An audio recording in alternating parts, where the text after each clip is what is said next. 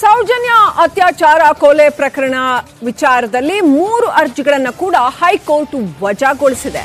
ಸಂತೋಷ್ ಖುಲಾಸೆ ಆದೇಶವನ್ನ ಹೈಕೋರ್ಟ್ ಎತ್ತಿ ಹಿಡಿದಿದೆ. ಸೆಷನ್ಸ್ ಕೋರ್ಟ್ ಆದೇಶವನ್ನ ಹೈಕೋರ್ಟ್ ಎತ್ತಿ ಹಿಡಿದು ಆದೇಶವನ್ನ ನೀಡಿದೆ. ಸೌಜನ್ಯ ಕೇಸ್ ಮರು ತನಿಖೆಗೆ ಕೋರಿದ್ದಂತಹ ಅರ್ಜಿ ವಜಾ ಆಗಿದೆ. ಪರಿಹಾರಕ್ಕಾಗಿ ಸಂತೋಷ್ ರಾವ್ ಸಲ್ಲಿಸಿದ್ದ ಅರ್ಜಿ ವಜಾ ಆಗಿದೆ. ಹೈಕೋರ್ಟ್ ವಿಭಾಗೀಯ ಪೀಠ ಈ ಆದೇಶವನ್ನ ಕೊಟ್ಟಿದೆ. ಸೌಜನ್ಯ ಪ್ರಕರಣದ ಆದೇಶ ಇವತ್ತು ಬಂದಿರತಕ್ಕಂಥದ್ದು ಯಾವುದು ಅಂತಂದ್ರೆ ಮರು ತನಿಖೆಗೆ ಅಪ್ಲೈ ಮಾಡಿದಂತಹ ಒಂದು ಆದೇಶ. ಹೈಕೋರ್ಟ್ನ ವಿಭಾಗೀಯ ಪೀಠ ಕೊಟ್ಟಿರ್ತಕ್ಕಂಥ ಆದೇಶ. ಸಂತೋಷ್ ರಾವ್ ಸಲ್ಲಿಸಿದಂತಹ ಅರ್ಜಿ ಕೂಡ ವಜಾ ಆಗಿರ್ತಕ್ಕಂಥದ್ದು. ಪರಿಹಾರ ಬೇಕು ಅಂತ, ಯಾಕಂತಂದ್ರೆ ಅವ್ರದ್ದೇನೂ ತಪ್ಪಿಲ್ಲ ಅಂತ ಈಗಾಗಲೇ ಕೋರ್ಟ್ ಹೇಳಿರೋದ್ರಿಂದ ಇಷ್ಟು ವರ್ಷ ಶಿಕ್ಷೆ ಅನುಭವಿಸಿದ್ನಲ್ಲ ಅಂತ ಪರಿಹಾರ ಬೇಕು ಅಂತ ಕೇಳಿರ್ತಕ್ಕಂಥದ್ದನ್ನು ಕೂಡ ಅರ್ಜಿ ವಜಾ ಮಾಡಿದೆ. ಸೌಜನ್ಯ ಪ್ರಕರಣವನ್ನ ಮರು ತನಿಖೆ ಮಾಡಬೇಕು ಅಂತ ಸಲ್ಲಿಸಿದಂತಹ ಅರ್ಜಿಯನ್ನು ಕೂಡ ಹೈಕೋರ್ಟ್ ವಿಭಾಗೀಯ ಪೀಠ ವಜಾ ಮಾಡಿದೆ.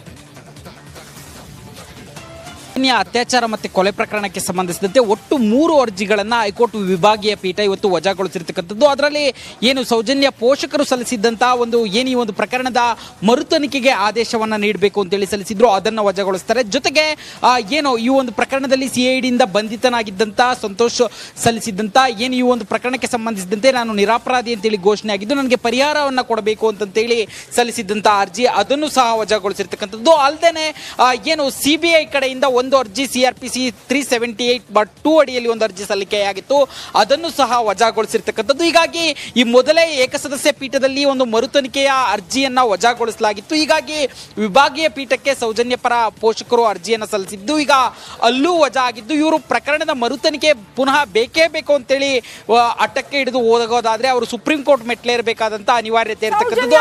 ಅತ್ಯಾಚಾರ ಕೊಲೆ ಪ್ರಕರಣ ವಿಚಾರದಲ್ಲಿ 3 ಅರ್ಜಿಗಳನ್ನು ಕೂಡ ಹೈಕೋರ್ಟ್ ವಜಾಗೊಳಿಸಿದೆ.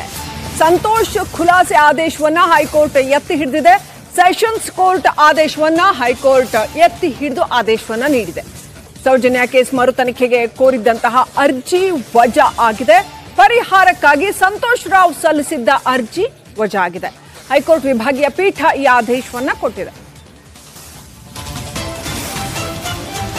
ಸೌಜನ್ಯ ಪ್ರಕರಣದ ಆದೇಶ ಇವತ್ತು ಬಂದಿರತಕ್ಕಂಥದ್ದು ಯಾವುದು ಅಂತಂದ್ರೆ ಮರು ತನಿಖೆಗೆ ಅಪ್ಲೈ ಮಾಡಿದಂತಹ ಒಂದು ಆದೇಶ. ಹೈಕೋರ್ಟ್ನ ವಿಭಾಗೀಯ ಪೀಠ ಕೊಟ್ಟಿರ್ತಕ್ಕಂತಹ ಆದೇಶ.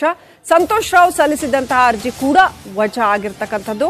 ಪರಿಹಾರ ಬೇಕು ಅಂತ, ಯಾಕಂತಂದ್ರೆ ಅವ್ರದ್ದೇನೂ ತಪ್ಪಿಲ್ಲ ಅಂತ ಈಗಾಗಲೇ ಕೋರ್ಟ್ ಹೇಳಿರೋದ್ರಿಂದ ಇಷ್ಟು ವರ್ಷ ಶಿಕ್ಷೆ ಅನುಭವಿಸಿದ್ನಲ್ಲ ಅಂತ ಪರಿಹಾರ ಬೇಕು ಅಂತ ಕೇಳಿರ್ತಕ್ಕಂಥದ್ದನ್ನು ಕೂಡ ಅರ್ಜಿ ವಜಾ ಮಾಡಿದೆ.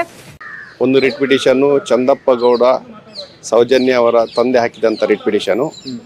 ಇನ್ನೊಂದು ರಿಟ್ ಪಿಟಿಷನ್ನು ಆರೋಪಿ ಸಂತೋಷ್ ರಾವ್ ಅವರು ಹಾಕಿದಂಥ ರಿಟ್ ಪಿಟಿಷನು.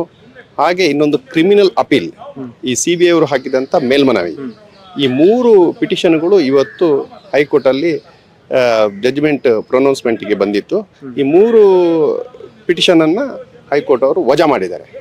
ಪುನಃ ಕಾಪಿ ಬಂದ ಮೇಲೆ ಯಾವ ಕಾರಣಕ್ಕೆ ಈ ನಮ್ಮ ರಿಟ್ ಪಿಟಿಷನ್ ವಜಾ ಮಾಡಿದ್ದಾರೆ ಅಂತ ಅದನ್ನು ತಿಳ್ಕೊಂಡು ನಾವು ಈ ಸೌಜನ್ಯ ಅವರ ಪೇರೆಂಟ್ಸ್ ಅವ್ರ ಜೊತೆ ಚರ್ಚೆ ಮಾಡಿಕೊಂಡು ನಾವು ಮುಂದಿನ ಕಾನೂನು ಹೋರಾಟವನ್ನು ಮಾಡ್ತೇವೆ.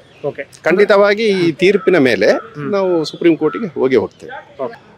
ಕೋರ್ಟ್ ಅವರು ಕೇಳಿದ್ರು, ನೀವು ಇದೇ ಸಾಕ್ಷಿಯನ್ನ ಅವಲಂಬಿಸಿದ್ದೀರಾ ಅಂತ ಕೇಳಿದ್ರು. ಅದಕ್ಕೆ ಹೌದು ಅಂತ ಹೇಳಿದ್ದೇವೆ.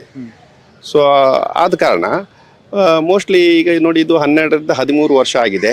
ಈ ಸಾಕ್ಷ್ಯಗಳನ್ನ ಬಹಳ ಸಿಸ್ಟಮೆಟಿಕ್ ಆಗಿ ಪೊಲೀಸ್ ಅವರು ಮತ್ತೆ ಬಲಾಢ್ಯ ಜನರೆಲ್ಲ ಸೇರಿ ಇದನ್ನ ನಾಶ ಮಾಡಿದ್ದಾರೆ. ಸೊ ಆದ ಕಾರಣ ಇದನ್ನು ಈಗ ಮತ್ತೆ ಪುನರ್ ತನಿಖೆಗೆ ಕೊಟ್ಟರೆ ಇದರಿಂದ ಯಾವುದೇ ಒಂದು ರಿಸಲ್ಟ್ ಬರಲಿಕ್ಕೆ ಇಲ್ಲ. ಈ ಒಂದು ಕಾರಣದಿಂದ ನಮ್ಮ ರಿಟ್ ಪಿಟಿಷನ್ ಅನ್ನು ವಜಾ ಮಾಡಿರೋ ಸಾಧ್ಯತೆ ಇದೆ.